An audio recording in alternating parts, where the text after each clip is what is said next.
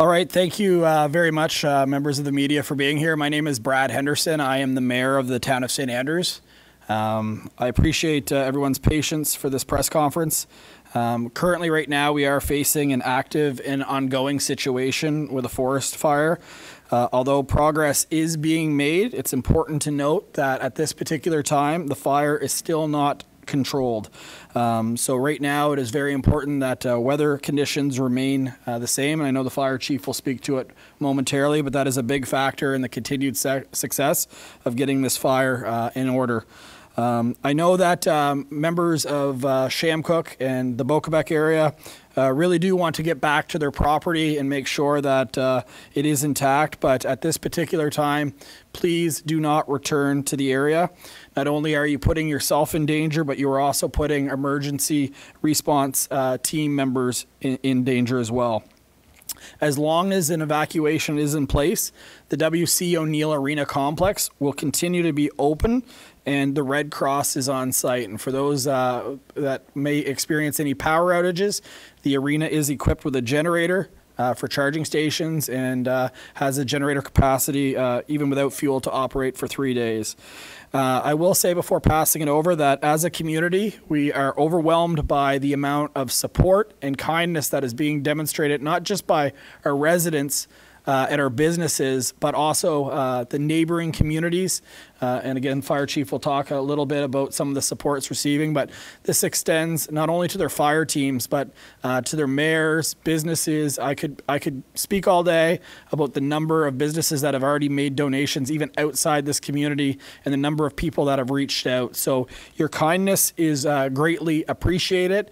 And at this particular time, I will pass it over to the fire chief of the town of St. Andrews, Kevin Terrio, to update you on the situation regarding the fire at Stein Lake. Thank you, Mayor Henderson. Yesterday afternoon, approximately 1:30 p.m., fire crews received a call for a ATV fire off South Glenelg Road in Chamcook. Upon arrival, crews found the ATV on fire, with fire extending into the woods. With the wind we had yesterday and the dry temperatures, or the dry conditions and the hot temperatures, the fire traveled too fast to be controlled. And we ended up with a situation we're in now with a major forest fire on our hands in Chamcook and Bocabec. Department of Natural Resources and Energy crews responded with our initial crews and were on scene throughout the night with us. They had water bombers in yesterday afternoon and evening, and have been back this morning continuing to use the water bombers on the fire. Currently, we have approximately 13 fire departments on scene from as far away as Ormuckno. They're assisting with structural protection right now and making sure that we can keep the fire away from any houses that are out in the area. And to go with what the mayor was saying, the support we're receiving is unbelievable. Fire Marshal's office put out a message last night looking for a list of who's available with what equipment, and departments from far as away as Moncton and further have answered that, so the support is amazing. Thank you. Thank you very much, Fire Chief Terrio. And again, on behalf of the town, we are appreciating everything that the fire department and neighboring are doing. And as well, the province of New Brunswick has been critical in addressing this fire.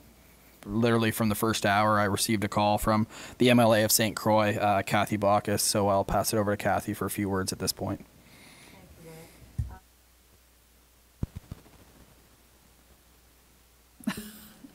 I just wanted everyone to know how grateful I am for the support that I've seen come in from all the communities surrounding St. Andrews and even St. Andrews itself.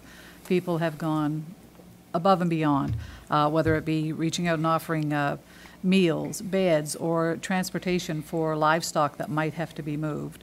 So just thank you to everyone, and I'm especially grateful to the firefighters. We talked with a number of them this morning and yesterday, and they're really going all out and doing everything they can. They have worked tirelessly to save people's homes, and as far as we know, there's only been one home lost, and some firefighters that we were speaking with this morning said they were out at 2 o'clock this morning just hosing down the embers and trying to save people's homes. And there was one gentleman who came in to thank the firefighters while we were there because they had saved his house. So he was very, very emotional and very grateful for that. So please, people, don't be in a rush to get back to your homes. You were evacuated for your own safety, and we want to make sure things are safe before you go back there. And everyone, please stay out of the woods. If you don't have to be in the woods, don't be. We're still in a red area, and it's not safe to be in the woods when the conditions are this dry. So the burn ban is still on, and if you can please stay out of the woods, we'd really appreciate it. That's all I have to say. And I'm so grateful, too, for the support that the province has given us. Immediately, I put in calls after I was talking with the mayor yesterday, and the response was immediate. So I'll give it back to either Brad or the Premier. Thank you. Thank you very much, MLA Baucus. I had the opportunity with the Premier to tour the emergency center as well as go over to the fire department. At this time, I would like to introduce the Premier of New Brunswick, the Honourable Blaine Higgs. I appreciate you being here, Mr. Premier. Thank you, Mayor Henderson, and Chief Theriault and MLA Baucus for taking the time to provide an update for me on the wildfire taking place in this area. I know New Brunswickers are worried about the fire and appreciate getting up-to-date information, not only here, but obviously throughout the province. Je sais que les gens de New Brunswick sont préoccupés par cet incendie et qu'ils apprécient de recevoir des renseignements à jour. While the fire situation is worse in St. Andrews and Charlotte County, this information is important for people all around the province. In fact, yesterday, which I would say is unprecedented in discussing this with the chief, 15 fires were started throughout the province. The high winds was certainly the result of most of those in relation to trees falling on power lines. All of New Brunswick is currently under a burn ban. Weather conditions are creating the risk for fires anywhere in the province. Les feux sont interdits dans toutes les provinces. Les météos créent des risques d'incendie partout au New Brunswick. If you don't need to be in the forest right now, I'm asking you to please stay out of them. By limiting the number of people out in the forest, we can also limit the opportunity for accidental fires. We ask that people take appropriate caution during any outside activities. Nous demandons aux gens de faire preuve de prudence lorsqu'ils font des activités à l'extérieur. It doesn't take much for a fire to start, so please be careful while doing anything outside that involves heat or flames. Any activity such as leaving a barbecue unattended, disposing of used charcoal, or setting off fireworks could be disastrous in the current conditions. I know that people are concerned and curious about the fire. We need people to stay away from the fire areas. Nous demandons aux gens de se tenir loin des régions où il y a des feux de forêt. It is crucial that emergency responders be able to get into these areas quickly and without obstacles. Unnecessary traffic impedes that emergency response. The Emergency Measures Organization is coordinating provincial support with the local authorities and will provide any assistance it can. We are encouraging everyone to take steps to protect their own well-being as needed, especially in areas where the smoke is impacting air quality. Infants, children, pregnant women, older adults, smokers, and people with chronic lung or heart conditions should stay indoors and reduce their exposure to the outside air. And everyone should be ready to adapt their activities if necessary. For individuals who are impacted by the fire or heavy smoke, the W.C. O'Neill Arena Complex is open as a reception center and is providing food and accommodation. Merci aux premiers intervenants qui travaillent à maîtriser cet incendie. Thank you to the emergency responders who have been taking steps to get this fire under control, and to the residents who are taking steps to ensure their own safety, whether that means monitoring the situation and taking the advice of officials and public health or evacuating their homes. The people of St. Andrews and the surrounding area are in our thoughts as emergency responders work to get this fire under control. I ask all New Brunswickers to take whatever steps they can to support this effort by practicing fire safety to reduce the risk of additional fires in the province. The remaining days in this week are expected to be hot and warm, and so conditions will prevail. Hopefully the winds will stay low. But I think we can all do our part to help first responders. And I, too, want to thank each and every one of them who have moved out, not only in this community, but in the surrounding communities, and as it was stated here, as far away as Moncton. So it's certainly an opportunity when New Brunswickers pull together, but it's an opportunity that we need to avoid wherever possible, because this is a very extreme situation, and it looks like it's one that is being fought very well and hopefully be under control in the coming hours. Thank you very much. Thank you very much, Mr. Premier. At this time, we'll transition over to question period. With us is the Acting Senior Communication Manager for the province of New Brunswick, Bruce McFarlane. Thank you, Mayor. Thank you, Premier. Thank you, MLA Bacchus, and thank you, Chief Thériault. The Premier is here this afternoon to answer questions pertaining to the present forest fire situation. Le Premier ministre est ici cet après-midi pour répondre aux questions relatives à la situation actuelle en matière d'incendie de forêt. Each reporter will be given one question and a quick follow-up. Un question et un suivi très rapide. On est sur un horaire très chargé. We're on a pretty tight schedule, so we will try to get in one question, one follow-up from everybody. CHCO, Vicky Hogarth. Premier Higgs, you said that the fire could likely be under control in the coming hours. I'm wondering if you and Fire Chief Thériault could elaborate on that. How does it compare today to yesterday? And are we feeling confident that we have the resources on the ground to deal with it? Well, obviously the chief is the best one to answer that question and provide the details. Currently, we have a lot of firefighters on the ground conducting structural protection, as well as the province has 7 water bombers that have been continuously flying since 9 a.m. We weren't able to have the bombers yesterday. We only had 3, so we weren't able to get around the fire. But today, with the bombers and the crews on the ground, we are getting a good handle on it. Under control time might be, like the Mayor mentioned, later today or tomorrow. But this will be a long, drawn-out firefight for everybody for hot spots. And my follow-up is just, we know that it started with an ATV in the woods. I'm wondering if there are any more detail you can give us as to how this started. At this time, no. The DNRE fire investigation officers will be conducting their investigation later today when they can gain access to the site. But I personally was not on the initial call, so they're going to investigate later. Thank you. St. Croix Courier. Kevin, you mentioned that the wind made things worse yesterday. Did the winds as high as they were cause the fire to jump at all, making your task harder? The winds yesterday were pushing the fire and the embers well ahead of it. We did have the fire jump Highway 127 in Bocabec in 2 or 3 spots, and that's part of the issue today. Is one of the spots is on top of a knoll, and it's hard access.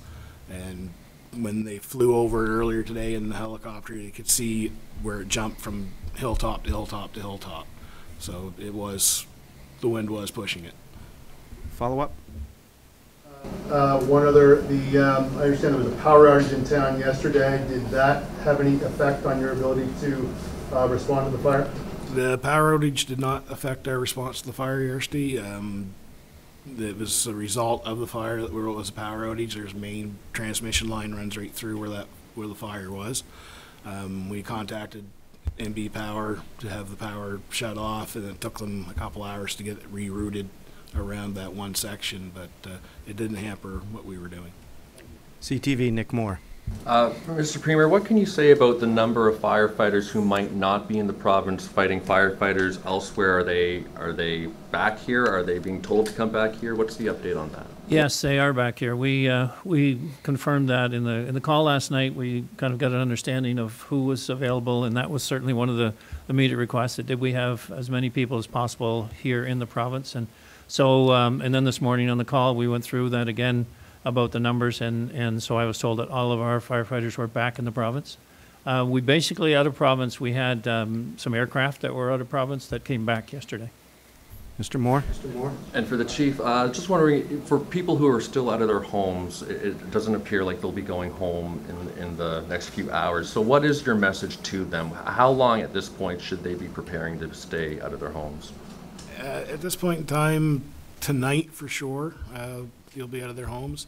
We'll, of course, reassess again tomorrow, see how much fire we've knocked down, if we can keep it away from those homes, and then we'll reassess at that time to see if tomorrow night might be an option for them to go back in. We'll be working with the Department of Natural Resources hand in hand on that to make that final decision. Thank you. CBC. Can you give us a little more of a picture of the fire itself in terms of the acreage and also where the fires are, how far apart those are? We were standing on Kerrs Ridge Road earlier today and saw 5 distinct fires. So can you paint that picture? Fire started off the South Glenelg Road, and it ran clear basically to Highway 1 and Route 127 intersection, so that's approximately 8 kilometers, where it traveled from hilltop to hilltop, and it's probably 3 kilometers wide at the widest spot right now. I believe total acreage this morning was above 500 acres, so it's a considerable size fire, and it'll take us a while to get around it for sure. Mia, do you have a follow-up? The one house that burned, we were told earlier that that person knows, so we're not giving away anything that they don't already know. That one house is up off of Bocabec Ridge Road, and the fire crowned over the mountain behind it and came down, and it was moving too fast for anybody to stay there and protect it any further.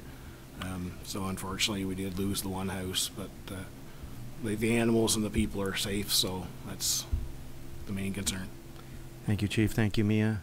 Natalie Sturgeon, Global TV. I wonder, Chief, if you could give me a little bit of a picture on the evacuations that you would have done yesterday. I know it was very precautionary to get people out of there as opposed to reactionary. So if you could just tell me what that looked like yesterday. We began our evacuations with the Bocabec Ridge Road and Mountain Road and Kerrs Ridge Road. The fire was traveling in that direction fairly quickly.